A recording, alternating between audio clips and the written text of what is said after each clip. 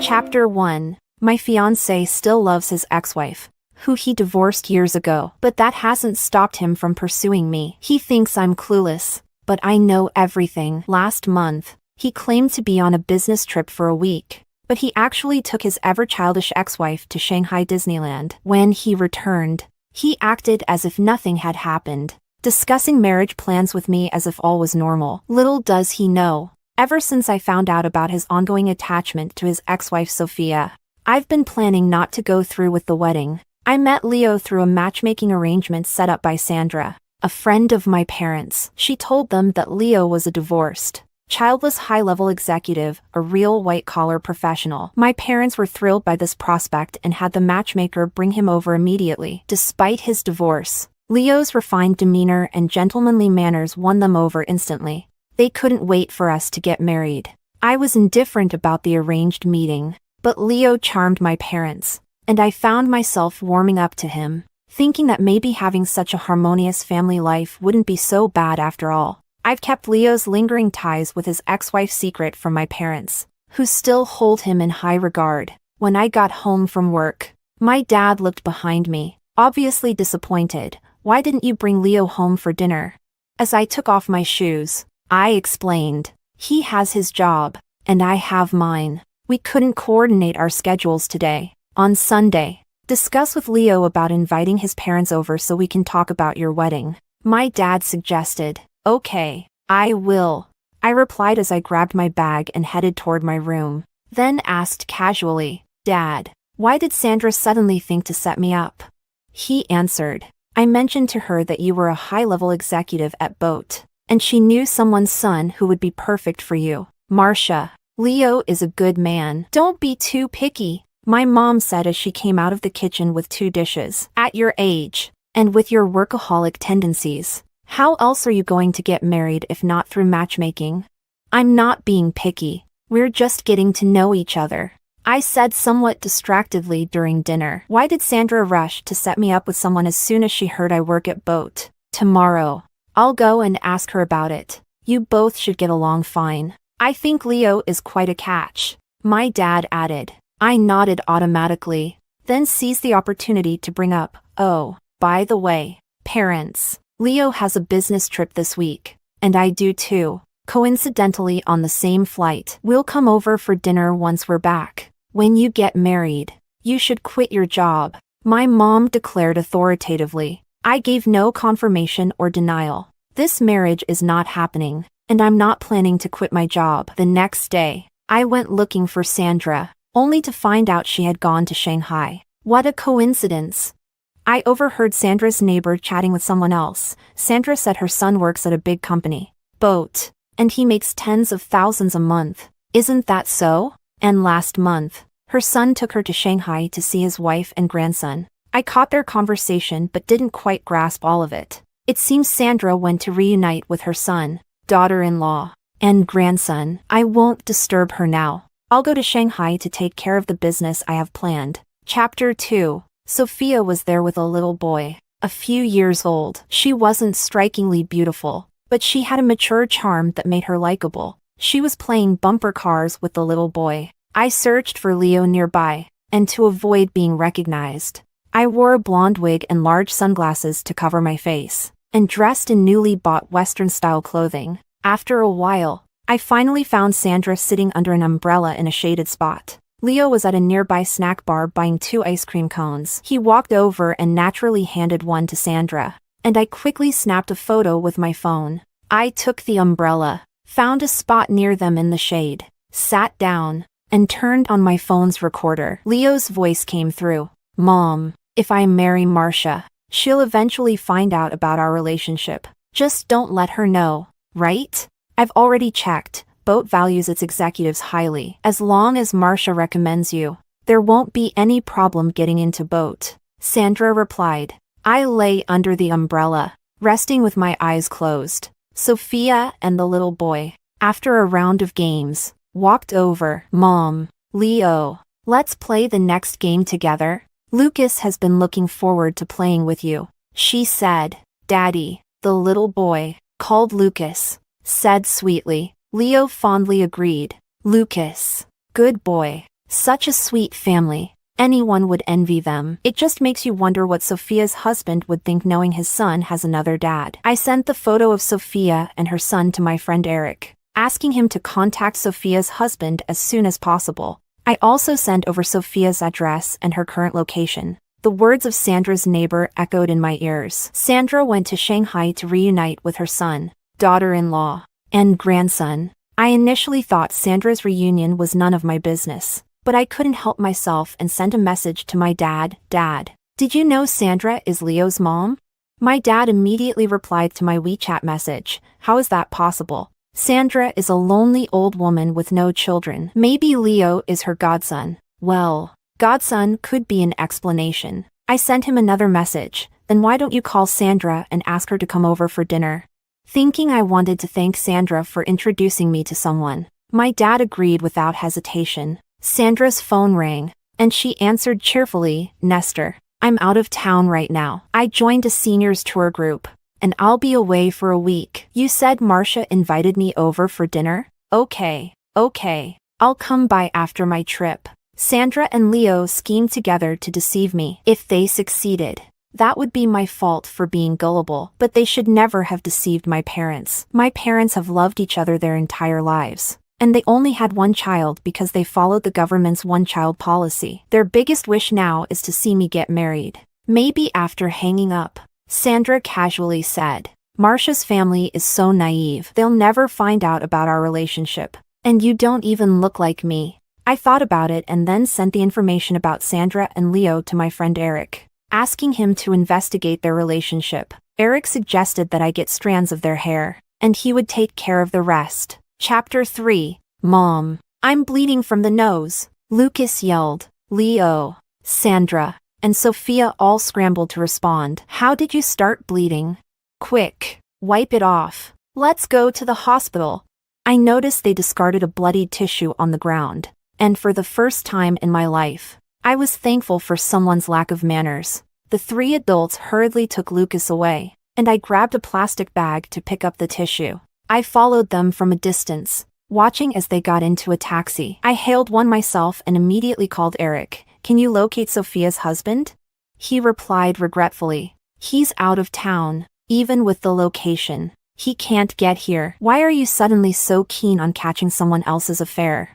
I could hear his curiosity, and somewhat helplessly replied, It's also for myself. Someone introduced this woman's ex-husband to me. My parents really like him and are pushing us to get married. This man meets up with his ex-wife and son in Shanghai for a week every month during his business trips. Damn. Wait. I can make the current cuckold rush home, Eric said before hanging up quickly. In the taxi, I changed into a different colored wig but didn't change my clothes. I continued following the trio to the hospital. The pediatric department was crowded, and Lucas continued to bleed, discarding several bloodied tissues. I captured a photo of Sandra, Leo, and Sophia bustling around Lucas and sent it to my friend. I'm heading home. In a few days, I'll send you their hair and the kids' blood sample. Watching any further would only upset me, so I continued with my business trip. When I got back, my dad pulled me aside on the balcony. You said Leo is Sandra's son. You have proof,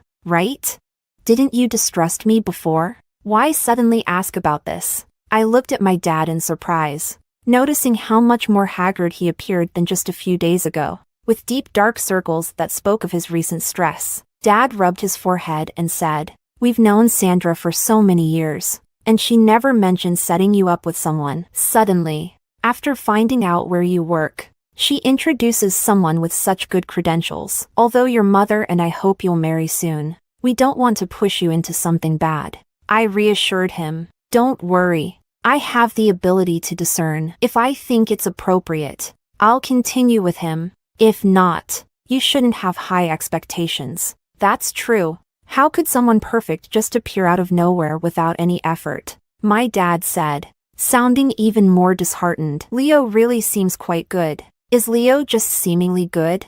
His public demeanor is practically perfect. If my best friend hadn't accidentally witnessed that harmonious and happy family scene at Disney, I wouldn't have known that Leo still loves his ex-wife Sophia and is only interested in my status. Just relax, Mom and Dad. It'll be the same as before. If it's not suitable, I'll be the one to suggest breaking up, I said, thinking that I must present irrefutable evidence to Leo to prevent him from pestering me. My mom looked at me with eyes full of guilt. That's right. Just watch a little longer. Maybe he's not so bad, right? Mom hadn't given up on Leo yet, practically already viewing him as her son-in-law. I merely smiled lightly. Non-committal. Chapter 4.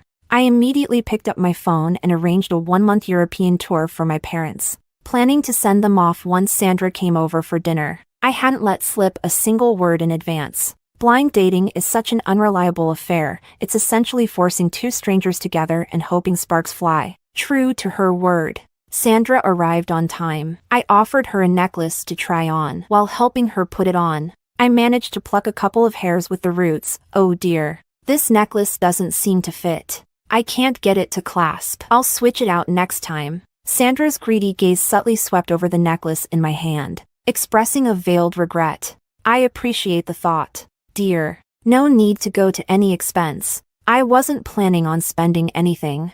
I just muttered something non-committal and returned to my room. I carefully wrapped the 2 hairs and placed them with the blood-stained tissue. Now, I just needed Leo's hair, Aunt Sandra. Next time you join a travel group, take my parents with you. They're so bored at home. And since you're all old friends, it'll be more fun. And you can look after each other. How forgetful of me. How did I not think of that? Sandra pretended as if the idea had just occurred to her. Nestor. Next time the 3 of us should join a group. It's better to have acquaintances to talk to. Otherwise, being with strangers is just uncomfortable. I'm not very keen on going out. My dad declined. He liked fishing and could spend a whole day at it. Sandra then said to my mom, once Marcia gets married, you two can relax. That's for sure. My mom agreed easily. This child is all about work. I've been looking forward to her getting married. Look at people her age. Their kids are already fetching soy sauce. Wasn't Leo's son, born post-divorce, already in kindergarten and literally able to fetch soy sauce? Young people have their pursuits. Leo is a workaholic. His ex-wife just divorced him. Marcia is a workaholic too. They must have a lot in common. Sandra redirected the conversation back to Leo after a few sentences. If Leo was such a workaholic, where did he find the time to pursue me? Or the time to meet his ex-wife and son every month? My parents were not keen to bring up Leo, but my dad asked her directly, Sandra, what about you? Why don't you find a companion? If you had a few kids when you were younger, you wouldn't be alone now in your old age.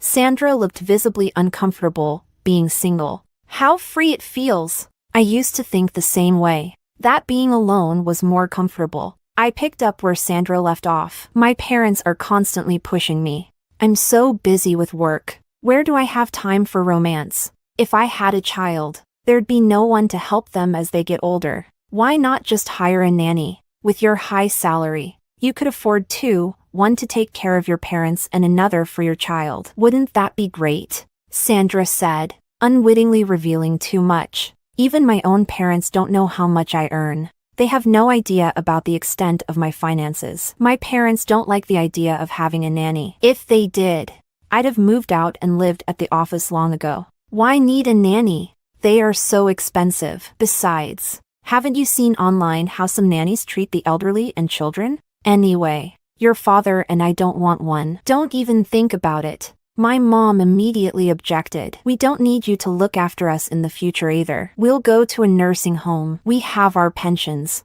We don't need your support. Chapter 5. Sandra was persistently trying to convince my parents to accept the idea of hiring a nanny. Just then, my phone rang. It was Leo. I answered casually. You're back from your business trip?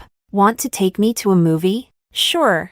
He's practically delivering hair samples to me. Perfect. After telling them I was going out to watch a movie with Leo, Sandra quickly made her excuses. I've been here half the day already. I should get going. She left cheerfully. As soon as she was out the door, my mom's face fell. You decide how to spend your salary. We never meddled, but she sure had plans for it. I hugged her and playfully said, Mom, unless I willingly give out money, who can take it from me?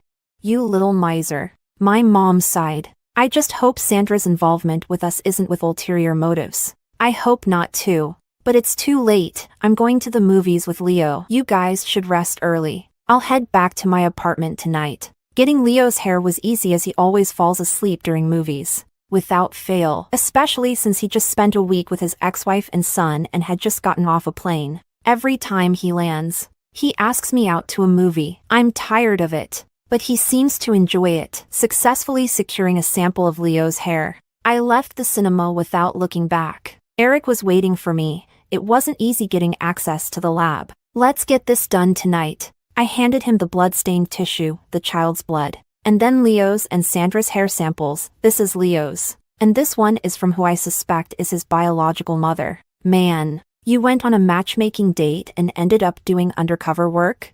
Eric took the samples, starting the tests while saying, I got Sophia's husband to cut his trip short and come home. He saw the pictures of Leo and Sophia together. What's your next move? Next month, I will confront them with him. Of course, what else would I do with people like that? I remembered the kid's continuous nosebleeds. Non-stop nosebleeds must indicate some illness, right? Probably, but it would need tests to confirm. Using this blood sample, Eric placed the tissue in a colorless solution. Many conditions can cause nosebleeds. Next month, I'll go to Shanghai with you. Eric stared at the test tube, not looking up. It's a whole family against you. I don't want you to be at a disadvantage. Eric and I grew up together, and we knew each other very well. I agreed. It's my first time dealing with this kind of situation, and I'm a bit nervous. Mainly, I worry they might harass my parents or impact my job. That's why I arranged a month-long trip to Europe for my parents. Actually, you should let your parents know what kind of person Leo is, so they won't set you up with another guy like him. Eric suggested as he drew a droplet from the solution with a pipette and placed it under the microscope. The owner of this blood sample has a disease. It appears to be genetic, meaning one of his parents, either the father or the mother, must be a dominant or recessive carrier. Chapter 6. I don't understand medicine, so Eric's explanation left me confused. He then handed me 2 paternity test reports. The 2 hair samples confirm a genetic relationship of 99.9%. But the blood sample shows no blood relation to Leo. Zing!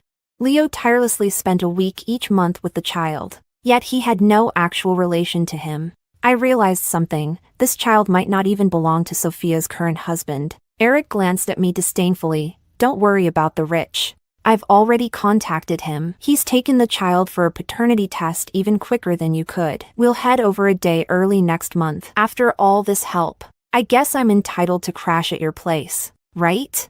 Of course. No problem. But you'll have to wait a month. You know I can only boil water and order takeout. My culinary skills are limited to instant noodles. Eric didn't even bother to roll his eyes. You say that. But I can do that too. So, a month from now. And don't you dare try to get busy on me. My phone rang, and seeing Leo's name on the display, I casually answered. You fell asleep halfway through the movie. Couldn't wake you. So I went to the night market by myself. Don't bother looking for me. I'll head home on my own. After hanging up, Eric spoke up. I'll give you a ride home. Perfect. I didn't drive. I didn't hesitate to accept his offer. Have you had dinner yet? I ordered takeout. Eric then handed me another lab report. I conducted another test. Based on my analysis, one of the child's parents must also have the same condition. Well, you needn't worry about it. The kid has his own parents. I waved my phone at Eric. Let's head to my apartment. My parents are probably asleep by now. Eric quickly packed up the lab equipment and locked up the lab. He retrieved the car keys from my bag. After all this, your parents won't set you up on blind dates so casually anymore, will they? They might stop setting me up on random blind dates, but they won't give up entirely. I smiled bitterly. My parents are eager to have grandchildren. But where am I supposed to pull one out from? I understand how you feel. My family has been pressuring me lately too. Otherwise, I wouldn't be hiding out in the lab. Eric looked distressed. What's so great about blind dates anyway? Look at what you ended up with. I thought for a moment and said to Eric, I don't know Leo well enough to judge him. But there's one thing I'm sure of. He wants to marry me to leverage his way into Boat. With my position in the company, they'd consider my spouse's placement. I own 5% of Boat's original shares. There's no way Boat would agree to let me resign. Eric muttered under his breath. Why do you have less original shares than I do? I have 8%. It's just a small difference. Oh, and make sure to watch your money, Mr. Straightforward Scientist, so you don't get scammed. I patted his head. Let's keep the fact that we hold original shares to ourselves. If people find out, you can kiss your quiet lab life goodbye. Eric didn't respond to that but said instead, Leo's eager to switch jobs. I want to investigate whether there's something shady at his previous company. He probably just heard that Boat offers great benefits. I said, better to have something on Leo, just in case he can't get through you and tries to go through someone else. Eric dialed a number. Is there someone named Leo in your company? Chapter 7. Eric asked a friend to look into Leo at his company, so all I had to do was wait for the information. The next day after work, I drove straight home to help my parents pack their bags. My mom was cooking in the kitchen. Marcia, what are you rummaging through in our room? My dad noticed me packing a suitcase and searching for documents. Honey, come quick. My mom had to turn off the stove and come to the bedroom. Marcia, what's gotten into you? Passports. Where are your passports? I signed you up for a travel group. You two can go enjoy yourselves without having to envy anyone. I quickly packed my parents' luggage and handed them the travel group vouchers along with the plane tickets. My dad finally caught on. If we leave, you'll be alone. What if they bully you? We'd better stay home to help you. Eric will help me. It's just a breakup, not a divorce. You two go enjoy your trip. I'll swiftly cut off Sandra's connection to our family and make sure Leo stops bothering me. I coaxed my mom into finding their documents and sent them off to the airport shuttle. I don't want my parents to worry about me. I'm used to handling everything myself. Leo isn't really a problem, just an insignificant episode. But he made the mistake of targeting my parents. I'm my parents' weak spot, just as they are my reverse scale. It's one thing to deceive me, but don't you dare deceive them. Leo will have to pay for this. When Leo showed up again to have dinner with my parents, only I was home, eating instant noodles. Marcia, where are Auntie and Uncle? Hearing him call me Marcia made me feel repulsed. A few days ago, Sandra signed up for a seniors travel group and went away for a week. My parents were envious, so they signed up and left too. Instant noodles aren't nutritious. Let me take you out for dinner, and I'll stay over tonight to keep you company. Leo reached out to take my bowl of noodles. I picked up the bowl, dodging his hand. I'm already full. If you want to eat, go on your own. I don't need you to keep me company. Leo sat down beside me, gently placing his hand on my leg. We've been together for so long. Are you really heartless enough to kick me out? His hand, gentle and subtle, tested the waters. Of course. I'm being heartless. We've only just met. It's not appropriate for you to stay here. I stood up and moved away from him. Leo, we're not that close yet. Didn't we just talk about marriage not long ago? Is it because I've been traveling for work too much lately? I'll talk to the company and try to reduce my business trips so I can spend more time with you. You know, it's not like I have much say over the work schedule, Leo said, blocking my path. Marcia, I travel a lot too, so I understand that. But what I don't understand is why you need to stay over. I looked at Leo coldly, not bothering to hide my displeasure as he approached. We've only just met. Talking about marriage in a blind date context is just about setting expectations, not a commitment to marry right away. Aren't you getting ahead of yourself? We've known each other for months. How can you say we just met? From the time we started dating, we've both been satisfied with each other, Leo insisted, not backing down. Isn't talking about marriage just the natural next step? Chapter 8. Your phone is ringing. I pointed to his pocket, which was vibrating nonstop. You should answer it first. Leo took out his phone, glanced at the screen, and quickly hung up before putting it back in his pocket. Just a spam call. You don't need to explain. You should go home. I don't like having people stay over. Leo was standing too close, giving me a sense of danger. In my hand, I only had a half-eaten bowl of instant noodles and a plastic fork. The familiar buzzing sound came again. This time, I didn't say anything. Leo frowned, pulled out his phone, and dismissed the call again. If I wasn't mistaken, the caller ID on his screen said wife.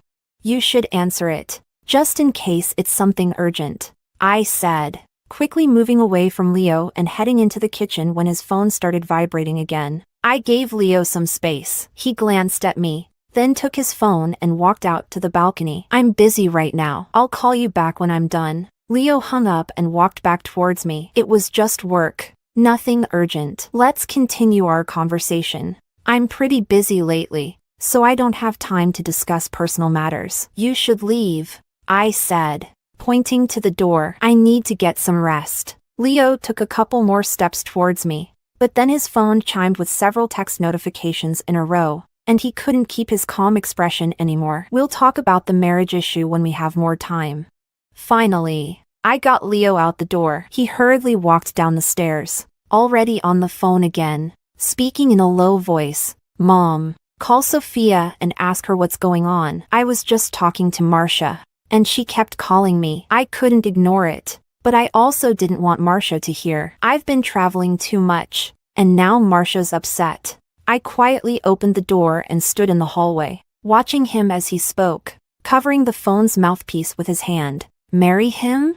He can keep dreaming. I was now even more eager to meet Sophia's current husband. Nearly a month had passed since Leo's last business trip, and he asked me out for lunch. I have a business trip next week. I've talked to the company, and after this trip, I'll be traveling less. I'll make time for you to get to know me better. All right. Let's talk when you get back. I'm planning to study intensively for a few days, so I might not have my phone on. I gave Leo a reasonable excuse for not staying in touch. Just send me a message when you can. I'll be busy on the trip too, so I might not reply right away. Leo quickly took advantage of my words. He's so used to acting that when he goes to reunite with his ex-wife, he makes it sound like he's just busy on a work trip. If it weren't for my calm demeanor, I might have already lost patience and exposed him. Take your time eating. I've already paid the bill. I have something else to do, so I'm leaving. I'll transfer the money to you on WeChat later. Leo reached for his phone, but I was already up and leaving. Eric told me that Leo's company is planning to downsize certain departments. Unless something changes, Leo is likely one of the people to be let go. He's facing either a reassignment or a layoff. So Leo thinks he can use me as a stepping stone to change his fate? He can keep dreaming. Chapter 9. After confirming Leo's business trip dates and location, Shanghai, I started paying attention to Sandra's movements. Sandra also went to Shanghai. Once I confirmed that, Eric and I arrived in Shanghai a day before Leo. We met Sophia's current husband, Daniel, a very shrewd-looking middle-aged man who was well-preserved. Despite his low spirits, he remained composed and politely said to me, Marcia, Eric mentioned that you have some photos? I handed him my phone. These are photos I took when I came to Shanghai last month. I personally heard that boy named Lucas call Leo dad. Daniel scrolled through the photos on my phone. Could you send me copies of these photos? I like to include date stamps when I take photos, so the dates were right there on the pictures, making them indisputable. I sent them to Daniel right away. What do you plan to do? I'll go on my business trip as usual. I've already arranged for someone to keep an eye on them. We can go together when the time comes, Daniel said in a low voice. The son I've been raising for years has no relation to me at all. I pulled out a piece of paper from my bag. Lucas isn't related to Sophia's ex-husband either. Daniel's face twitched slightly as he sat up straighter, scrutinizing me. Why are you doing this? How much money do you want? I know you're wealthy, but I'm not exactly poor myself. I understood what Daniel meant. He thought I had ulterior motives. I sat up straight and met Daniel's gaze without hesitation. Recently, someone introduced me to a potential partner, Sophia's ex-husband, Leo. He's very good at charming my parents, but his eagerness was a bit too much, so I started looking into his personal life. He told me he goes on business trips once a month, each lasting a week. The person who introduced him to me is supposedly childless. During my investigation, I discovered that she is Leo's biological mother, so I dug a bit deeper. By now, you should realize I have no hidden agenda. They deceived my parents and me, and I'm just protecting myself. I found you because I want to cut off their escape route completely. People with poor character don't deserve a second chance. I hate when people approach me with ulterior motives. Just like you, Daniel's expression relaxed a bit. I was overthinking it. His phone screen lit up,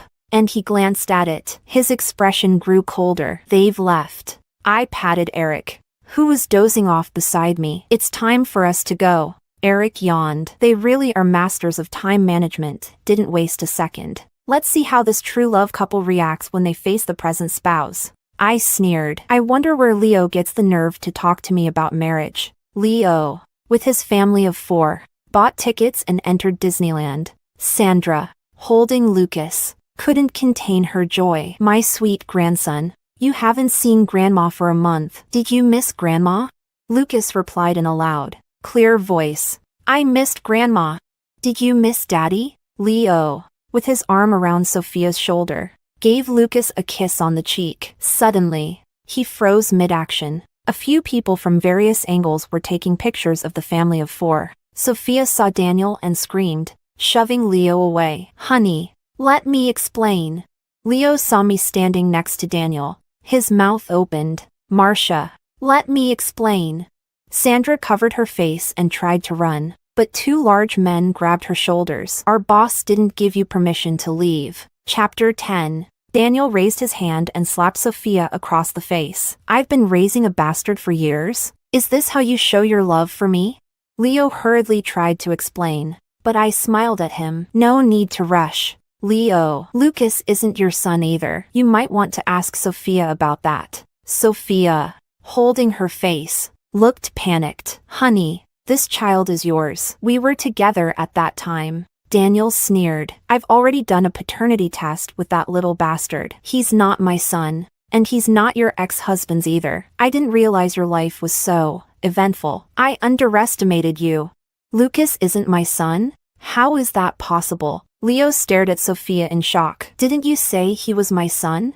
Sandra, who was trying to flee, turned on Sophia as soon as she heard that Lucas wasn't her grandson. She slapped Sophia several times, yelling, You wretch! All these years, we've given you money whenever you asked, and we came every month to spend time with you and Lucas. But he's just a bastard? Give me back my money! TSK. I think I'll just sit down and watch for now. Sophia screamed. Honey, the paternity test must be wrong. Lucas is your child.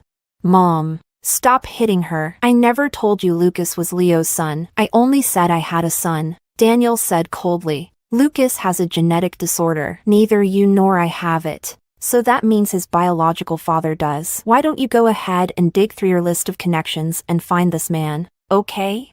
Genetic disorder? Leo's face turned black, then purple. He had been protecting Sophia from Sandra's blows, but now he let go. You couldn't even spare our neighbor? Even rabbits don't eat the grass near their burrow.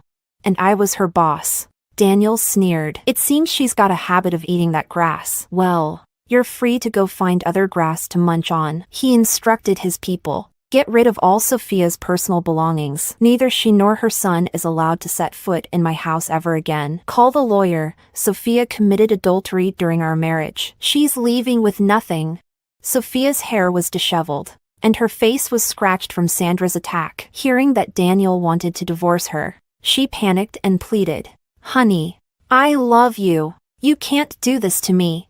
I am rich, but I'm not an idiot. Daniel's face was full of disgust. You had me raise a bastard for years, and you still have the nerve to say you love me? At this point, Leo turned his attention to me, looking embarrassed. Marcia, can we talk about our situation later? Ha, you still haven't given up on the idea of marrying me and using me to get into boat? You and your mother's little scheme isn't finished yet? I sneered. Leo instinctively glanced at Sandra, then quickly tried to look away. Still pretending? I looked at Sandra and said, Sandra, what should I call you now?